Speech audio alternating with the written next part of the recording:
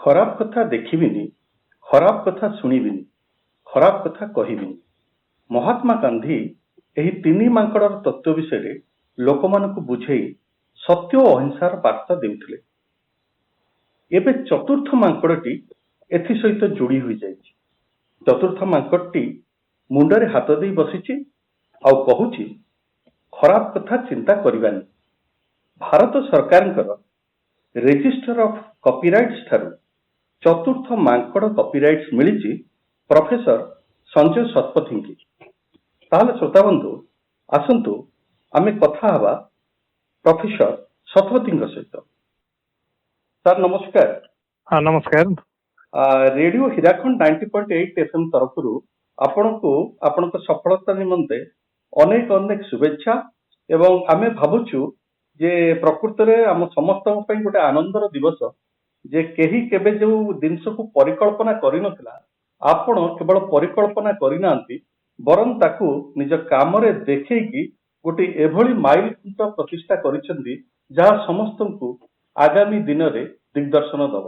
ତେଣୁ ଏଇ ଯୋଉ ଚତୁର୍ଥ ମାଙ୍କଡର ପରିକଳ୍ପନା ଆପଣ ସାର୍ କେମିତି କରିଥିଲେ, କୋଉ ସମୟରେ କରିଥିଲେ, ହଠାତ୍ ଆପଣଙ୍କ ମନକୁ ଏ ବିଷୟରେ କାହିଁକି ଆସିଲା?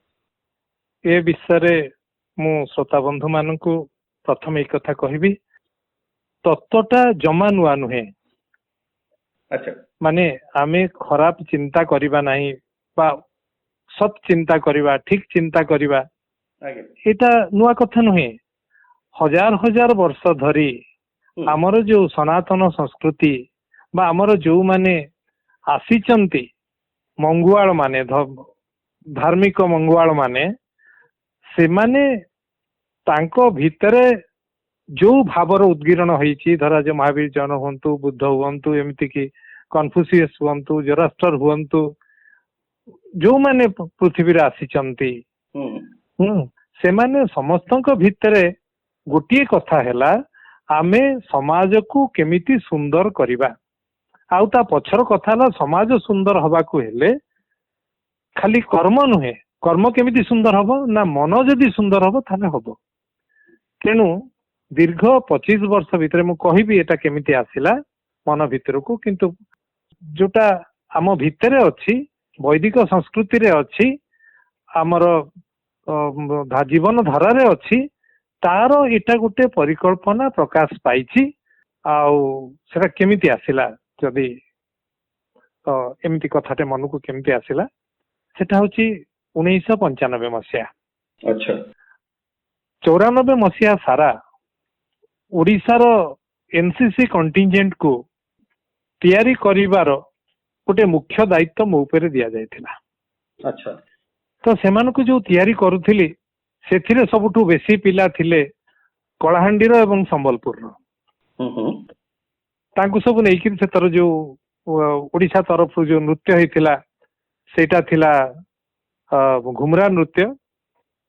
ଯୋଉ ଗୀତ ଥିଲା ସେଇଟା ଥିଲା ମୋ ଦ୍ଵାରା ରଚିତ ହେଇଥିବା ଆଉ ସ୍ୱର କରାଯାଇଥିବା ଗୋଟେ ଗୀତ, ବନ ପାହାଡର ଘେରାଇ ବୀର ମାଟିର ଦେଶେ, ଆମର ଗାଁ ସୁନା ଡୁଲି ମୁଲକି ମୁଲକି ହସେ। ତେବେ ସେଠି କଣ ହେଲା, ଗୋଟେ ଫ୍ଲାଗ ଏରିଆ କମ୍ପିଟିସନ ହୁଏ। ସେ ବର୍ଷର ଟପିକ ପଡିଲା ଟଲରେନ୍ସ।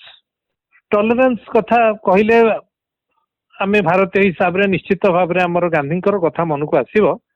ୟୁନେସ୍କୋର ଏଇ ଯୋଉଟା ଟଲରେନ୍ସ, ସେ ବର୍ଷରେ କଣ କଣ କରାହେଇଛି, ତତ୍ତ୍ୱଟା କଣ? ରାତି ପ୍ରାୟ 11ଟା ବେଳକୁ ମିଳିଲେ ଜି ପାର୍ଥସାରଥୀ, ଯିଏ ଭାରତ ତରଫରୁ ଯାଇଥିଲେ ସେ ମିଟିଂ ଆଟେଣ୍ଡ କରିବା ପାଇଁ।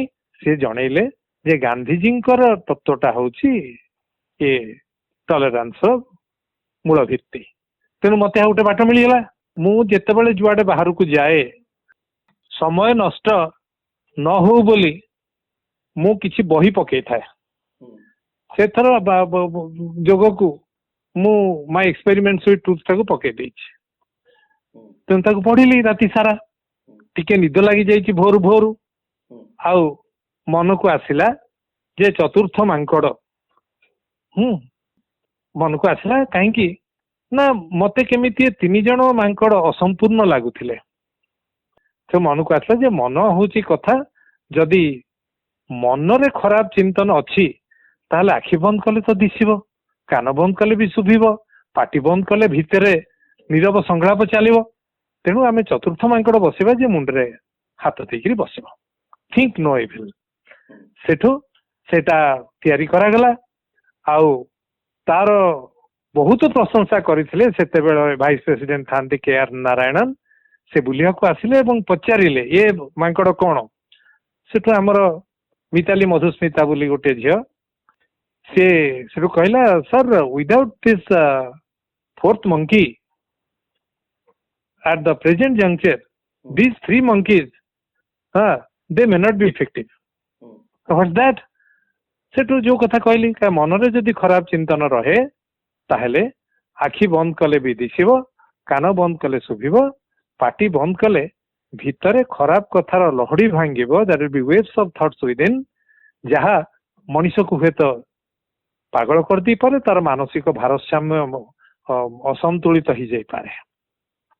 ସେମାନେ ବହୁତ ଖୁସି ହେଲେ। ସେଠୁ ହେଲା ଏଇ ଯୋଉଟା କି 1995 ମସିହା ବିଷୟରେ ଆପଣ କହୁଛନ୍ତି। କିନ୍ତୁ ତାପରେ ତ ଆପଣଙ୍କର ତାପରେ ସେଠୁ ଧୀରେ ଧୀରେ ସେଇ ଚତୁର୍ଥ ମାଙ୍କଡ କିନ୍ତୁ ମୋ ଭିତରେ ବସା ବାନ୍ଧିଲା। ଆଉ ମୁଁ ତା ଉପରେ ମାନେ ଯେତେବେଳେ ପ୍ରଥମ ଯୋଉ ବର୍ଷ ନୂଆ ପିଲା ଆସନ୍ତି ସେ ବର୍ଷର ପ୍ରଥମ କ୍ଲାସଟି ମୁଁ ପ୍ରାୟ ନିଏ। ଆଉ ସେ ଭିତରେ ଚତୁର୍ଥ ମାଙ୍କଡର କଥା ଥାଏ, ଆଉ ମୁଁ ପିଲାମାନଙ୍କର କଣ ପ୍ରତିକ୍ରିୟା ସେଇଟା ପାଇବାକୁ ଚେଷ୍ଟା କରେ। ଏ ବର୍ଷ ମଧ୍ୟ ଏ ଯୋଉମାନଙ୍କୁ କହିଥିଲି ସେ ପିଲାମାନେ ଭାରି ଖୁସି ଯେ ସାର୍ କପିରାଇଟ୍ ମିଳିଲା, ଆମ ପ୍ରଥମ କ୍ଲାସରେ ଆପଣ ଚତୁର୍ଥ ମାଙ୍କଡର କଥା କହିଥିଲେ। ଏକ୍ସପେରିମେଣ୍ଟଟା କ୍ରମାଗତ ଭାବରେ ବର୍ଷ ବର୍ଷ ଚାଲିଥିଲା। ମୁଁ ଅନ୍ୟମାନଙ୍କର ରିଆକ୍ସନ କରୁଥିଲି। ତାପରେ ଗଲା ବର୍ଷ ଯୋଉ 150 ବର୍ଷ ହେଲା ଗାନ୍ଧିଜୀଙ୍କର 2ଟା ବହୁତ ବଡ ସେମିନାର ରେ ମତେ ଯୋଗ କରିବା ପାଇଁ ସୁଯୋଗ ମିଳିଥିଲା। ଆଉ ସେଇଥିରେ ମୁଁ ଚତୁର୍ଥ ମାଙ୍କଡ କଥା କହିଥିଲି ଏବଂ ଦେଖିଲି ସମସ୍ତେ ଯୋଉଠି ଭାରତର ବିଭିନ୍ନ ଆଡୁ ଲୋକ ଥିଲେ ସେମାନେ ସମସ୍ତେ ଚମତ୍କୃତ ହେଲେ। ନା ଆଜ୍ଞା କନସେପ୍ଟ ବହୁତ ଭଲ। ତାପରେ ଯେତେବେଳେ ଏ ବର୍ଷ ବନ୍ଦ ବାନ୍ଦ ହେଇଗଲା, ସବୁ ଘରେ ବସିଲି, ମୁଁ ମୋର ପୁରୁଣା ଏମିତିକି ମୋର ଚାଟଶାଳୀ ପାଠ ବହି ବି ବାହାର କଲି କି ସେଥିରୁ ଦେଖିଲି କଳା କଳବର କହ୍ନେଇ ସଙ୍ଗେ ରୋହିଣୀ ସୁତ, ଯାହା ମୋ ଜେଜେ ମତେ ଗାଇକିରି ଶୋଇ ଦଉଥିଲେ। କହଇ ମନ ଆରେ ମୋବଲ କର, କଳା ସିମୁଖ ବାରେ ଦେଖିବା ଚାଲ, ଖଣ୍ଡି ଯେ ଖଣ୍ଡି ତୋର ପିଞ୍ଜରା କାଠି ଖାଉନଥିବେ ଶ୍ୱାନ ସୁଗାଳ ବାଣ୍ଟି। ସେଇ ସବୁ କଥା ମାନଙ୍କୁ ମୁଁ ଦୋହରେଇଲି। ସେଇ ଭିତରେ ଏଇଟା ମଧ୍ୟ ଆସିଲା ଏବଂ ଜୁଲାଇ ମାସରେ ମୁଁ ଗୋଟେ କନସେପ୍ଟ ତିଆରି କରିକିରି ministry of commerce and industry ତାକୁ ଆପ୍ଲାଏ କରାହେଲା ଏବଂ ଭାରତ ସରକାରଙ୍କ ଠାରୁ ମାତ୍ର 2 ମାସ ଭିତରେ ଆସିଗଲା କପିରାଇଟ୍। ବହୁତ ବଢିଆ, ବହୁତ ସୁନ୍ଦର କଥା ସାର୍ ଆପଣ କହୁଛନ୍ତି। ସମସ୍ତଙ୍କ ପାଇଁ ଏଇଟା ଗୋଟେ ଗର୍ବର ବିଷୟ, କାରଣ ଆମେ ଯାହା ଶୁଣିଛୁ ମହାତ୍ମା ଗାନ୍ଧୀଙ୍କ ପାଖରେ ଥିବା ଯୋଉ ମାଙ୍କଡ 3ଟି ସେଟା ତାଙ୍କର ନିଜସ୍ୱ ନଥିଲା। ନାଇଁ, ସେଇ ଯୋଉ ମାଙ୍କଡ 3ଟି ସମ୍ପର୍କରେ ମୁଁ ଟିକେ କହିପାରେ। ସେମାନେ ହଉଛନ୍ତି ଜାପାନର ଗୋଟେ ବୁଦ୍ଧ ମନ୍ଦିର। ସେଠି ସେଇ ମାଙ୍କଡ 3ଙ୍କର ଛବି ଅଛି। ଯୋଉ ମାଙ୍କଡ 3ଙ୍କର ନାଁ ମଧ୍ୟ ଅଛି। ପ୍ରଥମ ମାଙ୍କଡ ହେଲା ଯିଏ ଆଖି ବନ୍ଦ କରିଛି, ତା ନାଁ ହେଲା ମିଜାରୁ, ସି ନୋ ଇଭିଲ୍। ତାପରେ ଯିଏ କାନ ବନ୍ଦ କରିଛି ସେ ହେଲା କିକାଜାରୁ, ହିୟର ନୋ ଇଭିଲ୍। ତୃତୀୟ ମାଙ୍କଡ ଯିଏ ପାଟି ବନ୍ଦ କରିଛି ତା ନାଁ ହଉଛି ଇୱାଜାରୁ, ସ୍ପିକ୍ ନୋ ଇଭିଲ୍। ତାପରେ ସେମାନଙ୍କ ଭିତରୁ ଚତୁର୍ଥ ମାଙ୍କଡ ସମ୍ପର୍କରେ ଅନେକ ଲୋକ ତାଙ୍କର ଗବେଷଣା କରିଛନ୍ତି। ବହୁତ ଗବେଷଣା ସବୁଠୁ ଲଣ୍ଡନରେ ହେଇଛି। କିନ୍ତୁ ଏଇ 3ଙ୍କ ସାଙ୍ଗରେ, କାହିଁକିନା ଏଇଟା ଗୋଟେ 1000 ବର୍ଷରୁ ଉର୍ଦ୍ଧ୍ୱ ସଂସ୍କୃତିର ଗୋଟେ ପ୍ରତିକୃତି, ଯାହାକୁ ଯୋଉ ମାଧ୍ୟମରେ, କାହିଁକିନା ଜାପାନ, ଚାଇନା, ଏଠି ପଶୁ ପକ୍ଷୀଙ୍କ ମାଧ୍ୟମରେ ଆମର ଯେମିତି ବିଷ୍ଣୁ ଶର୍ମାଙ୍କର ପଞ୍ଚତନ୍ତ୍ର, ସେମିତି ନୀତି ଶିକ୍ଷା ପଶୁ ପକ୍ଷୀଙ୍କ ମାଧ୍ୟମରେ। କନଫ୍ୟୁସିୟସ୍ ମଧ୍ୟ ଏଇ ପଶୁମାନଙ୍କ ମଧ୍ୟ ପଶୁ ପକ୍ଷୀ ଏମାନଙ୍କୁ ମାଧ୍ୟମ କରିକି ନୀତି ଶିକ୍ଷା ଦଉଥିଲେ। ତେଣୁ ଏଇଟା ସେଇଠି ଗୋଟେ ମନ୍ଦିରରେ ଏପର୍ଯ୍ୟନ୍ତ ଅଛି। ତାର ଚିତ୍ର ଜଣେ ଶିଳ୍ପୀ କରିଥିଲେ, ଜଣେ ବୁଦ୍ଧ ମନ୍ଦିରରେ। କିନ୍ତୁ ଥରେ ଗାନ୍ଧିଜୀ ଆସିଥାନ୍ତି ଶାନ୍ତିନିକେତନ ରବୀନ୍ଦ୍ରନାଥଙ୍କ ପାଖକୁ।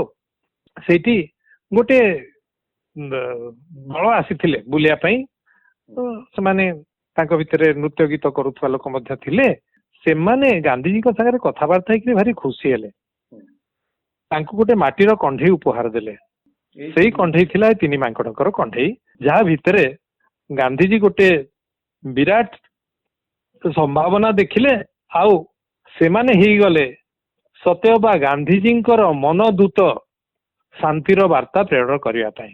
କାହିଁକିନା ଆମେ ଖରାପ କଥା ଦେଖିଲେ, ଶୁଣିଲେ, କହିଲେ ଅଶାନ୍ତି ସୃଷ୍ଟି ହବ, ତା ନ କଲେ ଶାନ୍ତି ରହିବ। ତେଣୁ ଶାନ୍ତିର ଦୂତ ହେଲେ ଏଇ ତିନି ମାଙ୍କଡ ଗାନ୍ଧିଜୀଙ୍କର। ବର୍ତ୍ତମାନ ଯୋଉ ଆପଣଙ୍କର ଥିଙ୍କ ନୋ ଇଭିଲ ଯୋଉଟା ଆପଣ ଆଡ କଲେ, ମତେ ଲାଗୁଛି ଏଇ ତିନି ମାଙ୍କଡର ମୂଳ ଉତ୍ସ ହଉଛି ଭାବନା। କାରଣ ପ୍ରକୃତରେ ମନ ଭିତରକୁ ଭାବନା ସିନା ଆସିଲେ ଆମେ ଗୋଟେ ଖରାପ କଥା କହିବା କି ଖରାପ ଦୃଷ୍ଟିରେ କାହାକୁ ଦେଖିବା ବା ଖରାପ କଥା ଶୁଣିବା। ଯଦି ମୂଳରୁ ଆମର ଚିନ୍ତାଧାରା ହିଁ ଆସିବନି କିଛି ଖରାପ, ତାହେଲେ ଏଭଳି ଆକ୍ସନ ଆମେ କରିବା ନାହିଁ। ସେ ଦରକାର ନାହିଁ। ମାନେ ଆମର ଯଦି ସୁଚିନ୍ତାଧାରା ରହିବ, ସୁଚିନ୍ତା ମନ ଭିତରେ ରହିବ, କୁଚିନ୍ତା ଯଦି କରିବା ନାହିଁ, ତାହେଲେ ଆଖି ଖୋଲା ଥିଲେ କିଛି ନାହିଁ, କାନ ଖୋଲା ଥିଲେ କିଛି ନାହିଁ, ବା ପାଟି ଖୋଲା ଥିଲେ ପାଟି ଭିତରୁ କଥା ଖରାପ କଥା ବାହାରିବ ନାହିଁ। ଆଖି ଖୋଲା ଥିଲେ ମଧ୍ୟ ଆମକୁ ଖରାପ କଥା ଦିଶିବ ନାହିଁ। କାହିଁକିନା ଯଦି ଖରାପ କଥା ମନରେ ଅଛି ତାହେଲେ ଆମେ ଆଖି ବନ୍ଦ କଲେ ବି ଦିଶିବ, କାନ ବନ୍ଦ କଲେ ବି ଶୁଭିବ। ପାଟି ବନ୍ଦ କରିଥିବା ମନ ଜଣକ ଉପରେ ରାଗ ଅଛି, ଆମେ ପାଟି ବନ୍ଦ କରିଥିବା, କିନ୍ତୁ ଭିତରେ ଗୋଟେ ଉଚ୍ଚବାଚ ଚାଲିଥିବ। ଆମର ନାଡି ପରୀକ୍ଷା କଲେ ସେ ବୋଧେ ବହୁତ ଜୋରରେ ଚାଲୁଥିବ, ହଁ, କିନ୍ତୁ ଆମେ ପାଟି ବନ୍ଦ କରିଥିବା, କହୁନଥିବା ଯାହା ଉପରେ ରାଗ ଅଛି ତା ଉପରେ କିଛି କହୁନଥିବା। ତାପରେ ଆଉ ଗୋଟେ ନିକଟରେ ମତେ ଏଇ ଜିନିଷଟା ଆସିଲା ପରେ ତ ବିଭିନ୍ନ ଆଡୁ ବିଭିନ୍ନ ପ୍ରକାରର କଥା ଆସୁଛି ଯେ ଏଇଟା ତ ଏତେ ସହଜ କଥାଟା ତମେ କେମିତି ଭାବିଲ। ମୁଁ ସେଠୁ ତାଙ୍କୁ କହିଲି, ମୁଁ କହିଲି ନ୍ୟୁଟନ ଯେତେବେଳେ ଦେଖିଲେ ଆପଲ ଟା ତଳେ ପଡିଲା, ତା ପୂର୍ବରୁ କଣ ଆପଲ ଗୁଡାକ ଉପରକୁ ଯାଉଥିଲା, ସେଇଦିନ ତଳକୁ ପଡିଲା?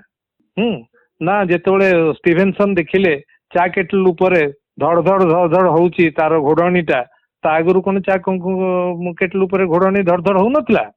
ତେଣୁ ଅନେକ ସହଜ କଥା ଭିତରେ ଅନେକ ବଡ ବଡ କଥା ଲୁଚିକିରି ଅଛି। ତେଣୁ ଯୋଉ ସମୟରେ ଇଏ ତ ଆଶୀର୍ବାଦର କଥା, ମନକୁ କେମିତି ଆସିବ କଥାଟା, ସେ ଆସିଲା। କିନ୍ତୁ ଏତେ ଦିନ ଧରି ମୁଁ ବହୁତ କଥା ପଢିଛି, ବହୁତ ଜିନିଷକୁ ଚିନ୍ତା କରିବାକୁ ଚେଷ୍ଟା କରିଛି ତା ଭିତରେ, ଏବଂ ମୂଳ କଥା ଯାହା ଆସିଛି ସେଇଟା ହଉଛି ଆମେ ଯଦି ନିଜର ଚିନ୍ତନକୁ ଠିକ ରଖିବା ତାହେଲେ ଆମର ଜୀବନ ସ୍ୱଚ୍ଛନ୍ଦ ହବ, ସରଳ ହବ। ତେଣୁ ଗାନ୍ଧୀଙ୍କର ଯୋଉ ଗାନ୍ଧୀ କହନ୍ତି କଣ ନା ମୋ ଜୀବନ ହଉଛି ମୋ ବାର୍ତ୍ତା। ତେଣୁ ସେଇ ଅନୁସାରେ ସିଏ କଣ କରୁଥିଲେ ନା ତାଙ୍କର ଯଦି ସକାଳ ଉଠିବା ଠାରୁ ଶୟନ ଯିବା ପର୍ଯ୍ୟନ୍ତ ଯୋଉ ଜଣକୁ ତାଙ୍କ ଜୀବନ ଚର୍ଯ୍ୟା ଦେଖିବ, ସିଏ ସେଇଥିରୁ ପାଇଯିବ ମୁଁ କେମିତି ଜୀବନ ବିତେଇବା ଉଚିତ। ତେଣୁ ସେଟା କୋଉଠି ରହିଲା? ମନ ଭିତରେ। ମନରେ ହିଁ ପ୍ରଥମେ ସ୍ଥିର କରାଯାଇଛି ଯେ କଣ ମୁଁ କରିବି, କେମିତି ଯିବି, କଣ କରିବି। ଅହିଂସା, ଅହିଂସା ହଉଛି ଜୈନ ଧର୍ମର କଥା, ଅପରିଗ୍ରହ ଜୈନ ଧର୍ମର କଥା। ସେ ସବୁକୁ ମନ ଭିତରେ ରଖିକିରି ସେ କୋଉଠି କୋଉ ଜିନିଷଟା ଠିକ ଭାବରେ ପ୍ରୟୋଗ କରି ହବ ସେ କଥା କଲେ। ତେଣୁ ସେ ଗୋଟେ ଆକର୍ଷଣର କେନ୍ଦ୍ର ପାଲଟିଗଲା। ତାଙ୍କର ମନ ଥିଲା ସବୁଠୁ ବଡ ଆକର୍ଷଣ। ଏମିତି ମୁଁ ଏଇ ଗାନ୍ଧୀ ଜୟନ୍ତୀର କଥା କହୁଥିଲି, ଆମେ ଚଷମା, ଗୋଲ ଚଷମା ଦୁଇଟି, ବାଡି ଖଣ୍ଡେ ଦେଖିଲେ ଗାନ୍ଧିଜୀ ତା ଭିତରେ ଦିଶନ୍ତି, କିନ୍ତୁ ଆମକୁ କଣ ଜଣା ସେ ବାଡିଟା କୋଉଠି ଯାଇଥିଲା? ସେ ବାଡି ଥିଲା ଓଡିଶାର ବାଡି। ତେଣୁ ସେଇ ଭିତରେ ଦେଖିଲା ବେଳକୁ ମୋ ମନକୁ ଏଇ ଯୋଉ ଚତୁର୍ଥ ମାଙ୍କଡ ଆସିଲା ପରେ ଏଇ ତିନି ମାଙ୍କଡଙ୍କର ରୂପ ମଧ୍ୟ, ତାଙ୍କ ତତ୍ତ୍ୱ ମଧ୍ୟ ବଦଳି ଯାଇଛି। କଣ? ପ୍ରଥମ ମାଙ୍କଡ କଣ କହିଲା ଯେ ଖରାପ କଥା ଦେଖିବି ନାହିଁ, ଦେଖିବି ନାହିଁ, କିନ୍ତୁ ମନ ଭିତରେ ଯୋଉ ସ୍ପନ୍ଦନ ଆସିଛି ସେଟା କଣ ନା ଆମେ ବହିର୍ଦୃଷ୍ଟିରୁ ଛାଡିକିରି ଅନ୍ତର୍ଦୃଷ୍ଟି ଉପରେ ଧ୍ୟାନ ଦବା। ଆମ ଭିତରେ ଗୋଟେ ବିରାଟ ସାମ୍ରାଜ୍ୟ, ଆମ ଭିତରେ ଅଫୁରନ୍ତ ଶକ୍ତି। କୁହା ହେଲା ଗୋଟେ ଭାସନ୍ତା ବରଫର 9 ପାଣି ଭିତରେ ଥାଏ, 1 ଉପରେ ଥାଏ, ଦିଶୁଥାଏ। ତେଣୁ ଆମ ଭିତରେ ସେମିତି ଆମେ କାରଣ ସାଗରରେ ଭାସୁଥିବା ଗୋଟିଏ ଗୋଟିଏ ବରଫର ପାହାଡ, ଯାହାର ଦୃଶ୍ୟମାନ ଅଂଶ ହଉଛି ବହୁତ କମ। ତେଣୁ ଆମେ ଆଖି ବନ୍ଦ କରି ନିଜ ଭିତରର ସେଇ ଅସୀମ ଶକ୍ତିକୁ ଚିହ୍ନିବାକୁ ଚେଷ୍ଟା କରିବା, ଆବିଷ୍କାର କରିବାକୁ ଚେଷ୍ଟା କରିବା। ମତେ ବର୍ତ୍ତମାନ ପ୍ରଥମ ମାଙ୍କଡ ସେଇ କଥା କହୁଛନ୍ତି। ଦ୍ୱିତୀୟ ମାଙ୍କଡ କଣ କଲେ ନା କାନ ବନ୍ଦ କଲେ। କାନ ବନ୍ଦ କଲେ କଣ ନା ମୁଁ ଖରାପ କଥା ଶୁଣିବି ନାହିଁ। କୋଉ କଥା ଶୁଣିବି ନାହିଁ? ତାର ତ ଅନେକ କଥା ଅଛି। ମୁଁ ତାକୁ ଗୋଟେ ଉଦାହରଣ ଦେଇପାରେ। ସକ୍ରେଟିସ୍ କୁ ଯିଏ କିଛି କଥା କହିବାକୁ ଯାଉଥିଲା, ସେ ତାକୁ 3ଟି ପ୍ରଶ୍ନ ପଚାରୁଥିଲେ। ଯାହା ମତେ କହିବ ସେଇଟା ସତ କଥା ତ? ନାହିଁ, ସତ କି ମିଛ ମୁଁ ତ ଜାଣିନାହିଁ। ଆଚ୍ଛା, ଦ୍ୱିତୀୟ ପରୀକ୍ଷା କଣ ନା ଯାହା କହିବ ସେଟା ଭଲ କଥା ତ ନା ନାଇଁ ଭଲ ବୋଧେ ନୁହେଁ ମନ୍ଦ କଥା ନା ହଉ। ତୃତୀୟଟା ଯଦି ହଁ କରିବ ତାହେଲେ ମୁଁ ତମଠୁ କଥା ଶୁଣିବି। ତୃତୀୟ କଣ ନା ଯାହା ମତେ କହିବ ସେଟା ମଙ୍ଗଳକର କଥା ତ। ସେଠି ଯଦି ଜଣେ ନୀରବ ରହିଲା ତାହେଲେ ସକ୍ରେଟିସ୍ ତାଙ୍କ କଥା ଶୁଣୁ ନଥିଲେ। ତେଣୁ ଆମେ ସେଇ ଅନୁସାରେ ଯୋଉଟା ସତ୍ୟ ନୁହେଁ, ଯୋଉଟା ଭଲ ନୁହେଁ, ଯୋଉଟା ମଙ୍ଗଳକର ନୁହେଁ ସେ କଥା କାହିଁକି ଶୁଣିବା। ତେଣୁ ଗାନ୍ଧିଜୀଙ୍କର ଦ୍ୱିତୀୟ ମାଙ୍କଡ ଭିତରେ ମତେ ସେଇ କଥା ଦିଶୁଛନ୍ତି। ତୃତୀୟ ମାଙ୍କଡ କହିଲେ କହିବି ନାହିଁ। ଜୀବ ହଉଛି ପୃଥିବୀର ସବୁଠୁ ବଡ। ଖଣ୍ଡାରେ ଛୁରୀରେ ଗୋଟେ ଜାଗା କାଟି ହେଇଗଲେ ସେ ଯୋଡି ହେଇଯିବ। ପ୍ଲାଷ୍ଟିକ ସର୍ଜରୀରେ ତାକୁ ହୁଏତ ଆହୁରି ସୁନ୍ଦର କରିଦିଆଯିବ। କିନ୍ତୁ ଶବ୍ଦ ମାଧ୍ୟମରେ ଯୋଉ କ୍ଷତ କରାହେଇଥିବ ସିଏ ମଲା ପର୍ଯ୍ୟନ୍ତ ମଧ୍ୟ ଲିଭିବ ନାହିଁ। ତାକୁ ଅନେକ ଜାଗାରେ ତାର ପରିପୂରଣ ହେଇପାରିବ ନାହିଁ। ତାହା ପୁଣି ସ୍ୱାଭାବିକ ହେଇପାରିବ ନାହିଁ। ପଦେ ପଦେ କଥା ସେ ମଣିଷ ଧରି ରଖିବ ତାର ମଲା ପର୍ଯ୍ୟନ୍ତ। ତେଣୁ ଆମେ ଆମର ଶବ୍ଦର ଉଚ୍ଚାରଣରେ ସେଠି ଆଉ ମଧ୍ୟ ଗୋଟେ କଥା ରହିବ। ଜିଭ ହଉଛି ଦିଟା କଥା କରେ, ଗୋଟେ ହଉଛି ଶବ୍ଦ ଆଉ ଗୋଟେ ହେଲା ସ୍ୱାଦ। ଆମ ଖାଇବାକୁ ନେଇକିରି ଆମର ବିଭିନ୍ନ ରୋଗ, ଆମର ଶବ୍ଦ ଉଚ୍ଚାରଣକୁ ନେଇକିରି ଯୋଉଟା ଆଚରଣ ଠାରୁ ଭିନ୍ନ ତାକୁ ନେଇକିରି ବିଭିନ୍ନ ପ୍ରକାର ଜଞ୍ଜାଳ, ବିଭିନ୍ନ ପ୍ରକାର ସମସ୍ୟା। ତେଣୁ ଆମେ ଆମର ଶବ୍ଦ ଏବଂ ଖାଦ୍ୟ ଦିଗରେ ସଂକୁଚିତ ହବା ଖାଲି ନୁହେଁ, ଆମେ ନିଜକୁ ନିୟନ୍ତ୍ରଣ କରିବା। ତାହେଲେ ଅନେକ ସମସ୍ୟା ପୃଥିବୀରୁ ଚାଲିଯିବ। ଏ ସବୁ ଗୁଡାକ କାହା ସାଙ୍ଗରେ ସଂଯୁକ୍ତ ନା ଯଦି ମନ ଠିକଣା ହବ। ଯଦି ମନରେ କୁଚିନ୍ତନ ରହିଲା ଏସବୁ କିଛି ସମ୍ଭବ ହବ ନାହିଁ। ଠିକ କଥା ପ୍ରଫେସର ଶତପଥୀ କହୁଛନ୍ତି। ଆକ୍ଚୁଆଲି ଶ୍ରୋତା ବନ୍ଧୁ ଆପଣ ମାନେ ଶୁଣୁଛନ୍ତି ରେଡିଓ ହୀରାଖଣ୍ଡ 90.8 FM। ଆମେ ଆଜି କଥା ହଉଛୁ ପ୍ରଫେସର ସଞ୍ଜୟ ଶତପଥୀଙ୍କ ସହିତ, ଯିଏକି ଏଇ ନିକଟରେ କପିରାଇଟ ତାଙ୍କୁ ମିଳିଛି ଯେ ଚତୁର୍ଥ ମଙ୍କି ନିମନ୍ତେ। ସେ ସମ୍ବନ୍ଧରେ ତାଙ୍କର ପରିକଳ୍ପନା, ତାଙ୍କ ଗବେଷଣା, ତାଙ୍କ ସଫଳତାର କାହାଣୀ ଆପଣ ମାନେ ଶୁଣୁଛନ୍ତି। ଆଚ୍ଛା ପ୍ରଫେସର ଶତପଥୀ, ଏଇଠି ମନ ଭିତରେ ଆସୁଛି, ଆପଣ କହିବେ ଯେ ବର୍ତ୍ତମାନ ସମାଜର ଯାହା ସ୍ଥିତି, ମଣିଷ ମଣିଷକୁ ବିଶ୍ୱାସ କରୁନି, ମଣିଷ ମଣିଷକୁ ଭଲ ପାଉନି, ସବୁଆଡେ ହିଂସା, ସବୁଆଡେ ଦ୍ୱେଷ, ଏଇଭଳି ଭାବରେ କେବଳ ଭାରତ ବର୍ଷ ନୁହଁ ସମଗ୍ର ବିଶ୍ୱକୁ ବ୍ୟାପିଗଲାଣି ଏ ସମସ୍ୟା। ସେ ଦୃଷ୍ଟିକୋଣରୁ ଆପଣଙ୍କର ଯୋଉ ଚତୁର୍ଥ ମଙ୍କି କଣ ସାହାଯ୍ୟ କରିପାରିବେ? ଆପଣ କିଭଳି ଭାବରେ ତାକୁ ଚାହୁଁଛନ୍ତି ସୋ ଦ୍ୟାଟ ଆମ ପାଖକୁ ସେଭଳି ଗୋଟେ ସୁନ୍ଦର ସମାଜ ବା ସୁନ୍ଦର ପୃଥିବୀ ଗୋଟେ ଆମେ ଚତୁର୍ଥ ମଙ୍କି ସାହାଯ୍ୟରେ ଆମେ ଗଠନ କରିପାରିବା? 213 ଦେଶ ବର୍ତ୍ତମାନ କରୋନା ର କବଳରେ। ତେଣୁ ଯୋଉଠି ଏଇ ଛୋଟିଆ ଭୂତାଣୁଟିଏ ସିଏ ବ୍ୟାପିକିରି ସମସ୍ତଙ୍କୁ କବଳିତ କରିଛି, ସେଥିରେ ଆମର ମନକୁ ଆସିବା କଥା ଯେ ଆମେ ଆଉ ମନରେ କଳି ତକରାଳ ଏସବୁ କଥା ରଖିବା ନାହିଁ। ଯୋଉ କଥାଟା ଟିକେ ଆଗରୁ କହିଲି ଯେ ଗୋଟେ ସଭା ହବ ଏବଂ 10 କିଲୋମିଟର ଭିତରେ ଯାହା ଉତ୍ପନ୍ନ ହେଇଥିବ ସେଇ ସବୁ ସେଠି ବ୍ୟବହାର ହବ, ବାହାରୁ ଆସିବ ନାହିଁ କିଛି। ସବୁ ହିଡ ଗୁଡାକ ଉଠିଗଲା। ତେଣୁ ଏ ମଙ୍କି ଯୋଉ ମାଙ୍କଡ ସେ କଣ କହିବ, ତା ମୂଳ ଭିତରେ କଣ ଅଛି ନା ଜଗନ୍ନାଥଙ୍କର ସେଇ କଥା, ବସୁଧୈବ କୁଟୁମ୍ବକମ୍, ଜଗନ୍ନାଥ ତତ୍ଵର କଥା। ସାରା ବସୁଧା ହଉଛି ଗୋଟେ କୁଟୁମ୍ବ। 1993-94 କଣ ସବୁ ଘଟିଥିଲା ଘଟଣା ଯୋଉଟା ମନକୁ ପାଗ କଲା ଏପରି ଗୋଟେ ତତ୍ଵ ଓହ୍ଲେଇବା ପାଇଁ। ମତେ 94 ମସିହାରେ ଭଲ ଲାଗିଥିବା 2ଟି କବିତାରୁ ପଦେ ପଦେ ମୁଁ ଶୁଣେଇବି। ନିଶ୍ଚୟ। ଯା କୁମାର ମହାନ୍ତିଙ୍କର କବିତା ଥିଲା। ପ୍ରଥମ କବିତା ହେଲା, ଦୁଃଖ ଦର କେତେ କହ ସାହୁକାର, ସୁଖ ଦର କେତେ କହ।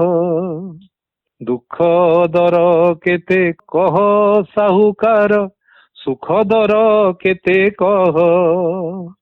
ଜୀବନ ମରଣ ଦର ତ କସିଲ, ଜୀବନ ମରଣ ଦର ତ କସିଲ, ପରମର ଦର କହ ସାହୁକାର, ସର୍ଜନାର ଦର କହ। ଭରସାର ଦର ଅଭାବେ ସଂସାରେ, ଅନୁଭୂତି ଦର କହ। କବିଙ୍କ ଅକ୍ଷର ଦର କଷିଦେଲ, ଅଣାକ୍ଷର ଦର କହ ସାହୁକାର, ଅଣଚାଷ ଦର କହ। ଦୁଃଖ ଦର କେତେ କହ ସାହୁକାର, ସୁଖ ଦର କେତେ କହ। ଇଏ ମତେ ସେ ସମୟରେ ଭଲ ଲାଗିଥିବା କବିତା, ଯାହାଟା ମନକୁ ପାଗ କରିକି ରଖିଥିଲା। ଯୋଉଠି ଦୁଃଖର ଦର ସୁଖର ଦର କଷାକଷି କରିହବ ନାହିଁ, ସେଠି ଏତେ ଲଢେଇ କଣ ପାଇଁ। ଆଉ ଗୋଟେ କବିତା, ଝଡିଆ ପବନ ମୁଣ୍ଡିଆ ତଳ, ମେଘ ଟିପି ଟିପି ଚୁମୁଚି ଡାଳ। ଝଡିଆ ପବନ ମୁଣ୍ଡିଆ ତଳ, ମେଘ ଟିପି ଟିପି ଚୁମୁଚି ଡାଳ। ଅଗିଲା ଡାଳରେ କୁଆଁରୀ ଫୁଲ, ଅଗିଲା ଡାଳରେ କୁଆଁରୀ ଫୁଲ, ଫୁଲରୁ ଝରୁଛି ମହୁର ଧାର। ଭଅରର ଗୀତ କାହିଁ, ଭଅରର ଗୀତ କାହିଁ, ବାବୁ ଧନ ପାଣି ମାରି ଗଲା ଝାଇଁ। ଜୀବନ ପାଇଁ କି ମରଣ ପାଇଁ, ଚାତୁରୀ ଯେତେକ ଗାଦିର ଠାଇଁ। ଗାଦି କି ସମ୍ପତ୍ତି ପାପ ବିହୀନ, ଗାଦି କି ସମ୍ପତ୍ତି ମାପ ବିହୀନ। କେତେ ଜମି ଜମା କେତେ ବିହନ, ଗାଦିର ଖଜଣା କାହିଁ, ଗାଦିର ଖଜଣା କାହିଁ, ବାବୁ ଧନ ପାଣି ମାରି ଗଲା ଝାଇଁ। ହେଲା 94 ମସିହାରେ ମୁଁ ଗୁଣୁଗୁଣଉଥିବା ମତେ ଭଲ ଲାଗିଥିବା ଦୁଇଟି କବିତା। ତାପରେ କିନ୍ତୁ ସେଇ ବର୍ଷ ଏଇ ସବୁ ଜିନିଷ ଭିତରେ ମୁଁ ଯୋଉ କବିତା ଲେଖିଥିଲି 94ରେ, ସେ କବିତାର ଗୋଟେ ପଦ ହଉଛି, କଳିତକ ଘର ଖର୍ଚ୍ଚ ସ୍ନେହ ସବୁ ପୋତା ଧନ, ଦାଣ୍ଡ ଘର ସତରଞ୍ଜି ତଳେ। କଳିତକ ଘର ଖର୍ଚ୍ଚ ସ୍ନେହ ସବୁ ପୋତା ଧନ, ଦାଣ୍ଡ ଘର ସତରଞ୍ଜି ତଳେ। ଚାରିଆଡେ ଚିଠି ଲେଖା, ଆମେ ଏଠି ଭଲ ଅଛୁ ତମେ ସେଠି ଭଲ ଥିବ ପ୍ରଭୁଙ୍କ କୃପାରେ। କଲମର ନିଲାମ ଚାଲିଛି, କଲମର ନିଲାମ ଚାଲିଛି, କଲମର ନିଲାମ ଚାଲିଛି। ଭିତରେ ଅଲଗା କଥା ବାହାରେ ମାଲିସି, ହାଜତରେ କଲମ ପଶିଛି। ଏଟା ହାଜତରେ କଲମ ପଶିଛି ବୋଲି ଗୋଟେ କବିତା, ଯାହା ସେ ସମୟରେ ଲେଖା ହେଇଥିଲା। ଆଉ କେନ୍ଦ୍ର ସାହିତ୍ୟ ଏକାଡେମୀ ତରଫରୁ ହିନ୍ଦୀରେ ମଧ୍ୟ ତାକୁ ଅନୁଦିତ କରାହେଇଥିଲା, ବାହାରିଥିଲା ତାଙ୍କର ମ୍ୟାଗାଜିନରେ। ତେଣୁ ଏଇଟା ହଉଛି ସେ ସମୟରେ ପଡିଥିବା କଥା ସବୁ। ଆଉ ଅନେକ ଗଛ ଲଗା ହେଇଛି, ଯୋଉ ଜାଗାରେ ଟିକେ ଠିଆ ହବା ପାଇଁ ଛାଇ ନଥିଲା, ସେ ଜାଗାରେ ଲୋକ ଆଜି ଠିଆ ହେଲା ବେଳକୁ ମନେ ପକାଉଛନ୍ତି ଯେ ସଞ୍ଜୟ ସାର୍ ପିଲାମାନଙ୍କୁ ନେଇକିରି ଏଠି ଗଛ ଲଗେଇଥିଲେ। ମୁଁ ସାର୍ ସେଇ ପୂର୍ବ କଥାକୁ ଟିକେ ଫେରି ଆସୁଛି ଯେ ପ୍ରକୃତରେ ଏଇ ଯୋଉ ଆମର ଚତୁର୍ଥ ମଙ୍କିର ପରିକଳ୍ପନା ଏବଂ ତାର ଆକ୍ଚୁଆଲି କିଭଳି ଭାବରେ ଆମେ ତାକୁ ବିଶ୍ୱ ଦରବାରରେ ତାକୁ ଆମେ ଆଉ ଟିକେ ବ୍ୟାପକ ପ୍ରଚାର ପ୍ରସାର କରିପାରିବା, ଆପଣଙ୍କର ଯୋଉ ତଥ୍ୟକୁ ତାପରେ ଆପଣଙ୍କର ବ୍ୟକ୍ତିଗତ ଯୋଜନା କିଛି ରଖିଛନ୍ତି? କାରଣ ଏତେ ବଡ ଆଚିଭମେଣ୍ଟ, ଏଟା ଛୋଟିଆ ଆଚିଭମେଣ୍ଟ ନୁହଁ।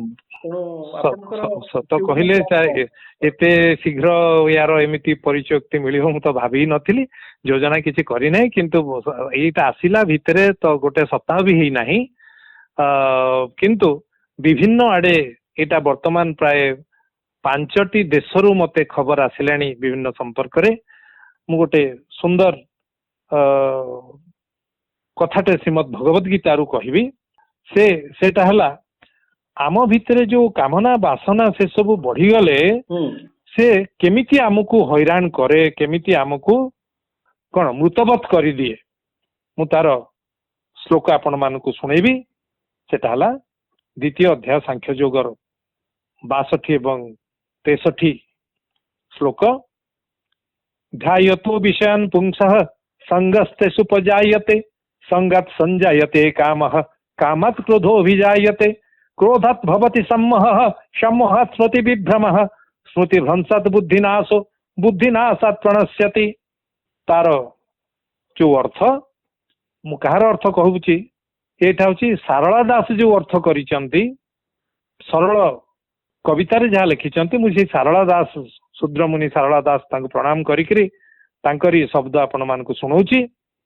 ବିଷୟାକୁ ଧ୍ୟାନ କଲେ ଆସକ୍ତି ଜନ୍ମଇ, ବିଷୟ ବାସନାର ଧ୍ୟାନରେ ଆସକ୍ତି ଜନ୍ମେ। ହେ ଅର୍ଜୁନ ଭଲ ରୂପେ ଜାଣିଥାଅ ତୁହି, ଆସକ୍ତିରୁ ନିଶ୍ଚୟ କାମ ହୁଅଇ ସଞ୍ଜାତ, ଆସକ୍ତିରୁ ନିଶ୍ଚୟ କାମ ହୁଅଇ ସଞ୍ଜାତ, କାମରୁ କ୍ରୋଧ ଜନମେ ଜାଣିଥା ନିଶ୍ଚିତ। ଆସକ୍ତିରୁ କାମନା ଜାତ ହୁଏ। କାମନାରୁ କଣ ହୁଏ? ପାଇବା ନ ପାଇବାର କଥା ହବ। ଆମକୁ ଲାଗେ କାମନାଟା ଆସିଗଲେ ଏଇଟା ମୋର ହେଇଗଲା। ସେଠୁ ନ ମିଳିଲେ କ୍ରୋଧ, ଅଳ୍ପ ମିଳିଲେ କ୍ରୋଧ, ସେ ଜାତ ହେଲା। ସେଠୁ କ୍ରୋଧରୁ ମୋହ ଜନ୍ମଇ ମୋହେ ବୁଦ୍ଧି ଭ୍ରଂଶ। କ୍ରୋଧରୁ ମୋହ, ମୋହରୁ ବୁଦ୍ଧି ନାଶ ହୁଏ, ବୁଦ୍ଧି ଭ୍ରଂଶ ହୁଏ, ତାପରେ ବୁଦ୍ଧି ନାଶ ହୁଏ। କ୍ରୋଧରୁ ମୋହ ଜନ୍ମଇ ମୋହେ ବୁଦ୍ଧି ଭ୍ରଂଶ। ବୁଦ୍ଧି ମତି ଭ୍ରଂଶ ହେଲେ ଜାଣ ବୁଦ୍ଧି ଯାଏ ନାଶ। ବୁଦ୍ଧି ନାଶ ଗଲେ ଜୀବନ ମୃତ ସେ ଅଟଇ। ବିଷୟ ଚିନ୍ତା ନ ରଖେ ପଡି ସେ ମରଇ। ତେଣୁ ବୁଦ୍ଧି ନାଶ ଗଲେ ଜୀବନ ମୃତ, ଜି ଥାଉ ଥାଉ ମରଣ ହୁଏ। ଆଉ ବିଷୟ ଚିନ୍ତା ନରକରେ ପଡିକିରି ମଣିଷ ମୃତବତ୍ ଯନ୍ତ୍ରଣା ଲାଭ କରେ। ତେଣୁ ଆମେ କୁଚିନ୍ତା କରିବା ନାହିଁ। କୁଚିନ୍ତା ନ କଲେ ଯୋଉ ବିଷୟ ବାସନା ରୂପକ ଜଞ୍ଜାଳ ଭିତରେ ପଡିକିରି ଜି କିରି ମରିବାର ଯୋଉ ଯନ୍ତ୍ରଣା ଆମେ ଲାଭ କରିବା ନାହିଁ। ଠିକ କଥା, ଠିକ କଥା। ଆପଣଙ୍କୁ ବହୁତ ବଢିଆ। ଶ୍ରୋତା ବନ୍ଧୁ, ଆପଣ ମାନେ ତ ଶୁଣୁଛନ୍ତି ଆମର ପ୍ରଫେସର ସଞ୍ଜୟ ଶତପଥୀଙ୍କ ଠାରୁ ବହୁତ ସୁନ୍ଦର ସୁନ୍ଦର କବିତା ଗାଉଛନ୍ତି। ତା ସହିତ ତାର ମଧ୍ୟ ଅର୍ଥକୁ ସିଏ ବ୍ୟାପକ ଭାବରେ ବୁଝେଇକି ମଧ୍ୟ ଆମକୁ କହୁଛନ୍ତି ଏବଂ ସେଇଥିପାଇଁ ସିଏ ଚତୁର୍ଥ ମଙ୍କିର କପିରାଇଟ ପାଇଛନ୍ତି, କାରଣ ସେ ଅଧିକ ଗବେଷଣା କରୁଛନ୍ତି ତାପରେ ଏବଂ ଚତୁର୍ଥ ମଙ୍କିକି ଗୋଟେ ପ୍ରତୀକ ବୋଲି ଭାବିକି ତାକୁ ଜଷ୍ଟିଫାଇ କରିବା ପାଇଁ ଏସବୁ ତତ୍ଵର ସିଏ ଆଲୋଚନା କରୁଛନ୍ତି। ମୁଁ ଭାବୁଛି ଆଜି ବହୁତ ସମୟ ହେଇଗଲାଣି, ତଥାପି କଥା ହେଲେ ତ ସାର୍ ସରିବନି। ଆପଣଙ୍କ ଠାରୁ ଅନେକ କଥା ଆମର ମଧ୍ୟ ଶୁଣିବାକୁ ଅଛି, କିନ୍ତୁ ଆଜି ଯୋଉ ଆମେ ଆଲୋଚନା କରିଛୁ ଏଇଟା ରେଡିଓ ହୀରାଖଣ୍ଡ 90.8 FM ତରଫରୁ, ଯୋଉଟା କି ସମ୍ବଲପୁର ଲୋକମାନେ ଏ କାର୍ଯ୍ୟକ୍ରମ ଆମର ଶୁଣନ୍ତି। ଏଇଟା ଗୋଟେ ଗୋଷ୍ଠୀ ବେତାର କେନ୍ଦ୍ର ଭାରତ ସରକାରଙ୍କର। ତେଣୁ ମୁଁ ଭାବୁଛି ଶେଷରେ ଏତିକି ଖାଲି କହିବି, ଆମ ଶ୍ରୋତା ବନ୍ଧୁ ମାନଙ୍କୁ ଆପଣ କଣ ପରାମର୍ଶ ଦେବେ ଏଇ ଉପଲକ୍ଷେ?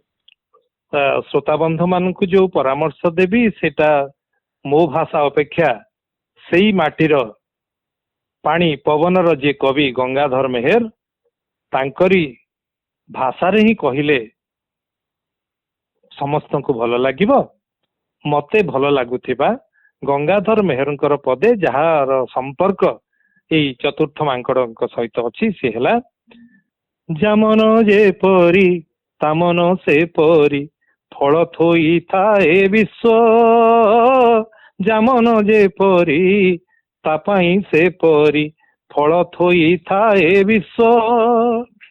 ଉଚ୍ଚ ମନା ଉଚ୍ଚେ ଅମୃତ ଲଭଇ, ଉଚ୍ଚ ମନା ଉଚ୍ଚେ ଅମୃତ ଲଭଇ ନିଚ ମନା ପାଏ ବିଷ। ଜାମନ ଯେପରି ତାମନ ସେପରି ଫଳ ଥୋଇଥାଏ ବିଶ୍ୱ। ବହୁତ ବଢିଆ, ବହୁତ ସୁନ୍ଦର, ଅତି ଚମତ୍କାର। ଭଲ ଲାଗିଲା ଆପଣଙ୍କ ସହିତ ଯେତିକି ସମୟ ଆମେ କଥା ହେଲୁ, ମନକୁ ଛୁଇଁଲା ଭଳି ଆପଣ କଥା କହିଲେ ଏବଂ ମତେ ଲାଗୁଛି ଆଜି ମଧ୍ୟ ଏ କାର୍ଯ୍ୟକ୍ରମ ଯୋଉ ଶ୍ରୋତା ବନ୍ଧୁ ମାନେ ଶୁଣୁଥିବେ ସେମାନେ ନିଶ୍ଚିନ୍ତ ଭାବରେ ଖୁସି ହେବେ। ବହୁତ ପ୍ରକାରର କଥା ଆପଣ କହିଗଲେ, କିନ୍ତୁ ତା ସହିତ ସବୁଠାରୁ ବଡ କଥା କହିଲେ ଆମେ କେମିତି ଭଲ ମଣିଷଟିଏ ହବା, ଭଲ ଚିନ୍ତନ କରିବା ଏବଂ ସୁସ୍ଥ ସମାଜ ଗଠନରେ ଆମର କଣ ଭୂମିକା ହବ, ଏ ବିଷୟରେ ଆପଣ ବ୍ୟାପକ ଭାବରେ ଆଲୋଚନା କରିଛନ୍ତି। ଆପଣଙ୍କୁ ରେଡିଓ ହୀରାଖଣ୍ଡ 90.8 ତରଫରୁ ଅନେକ ଅନେକ ଶୁଭେଚ୍ଛା, ଅଭିନନ୍ଦନ ଏବଂ ଧନ୍ୟବାଦ। ଧନ୍ୟବାଦ।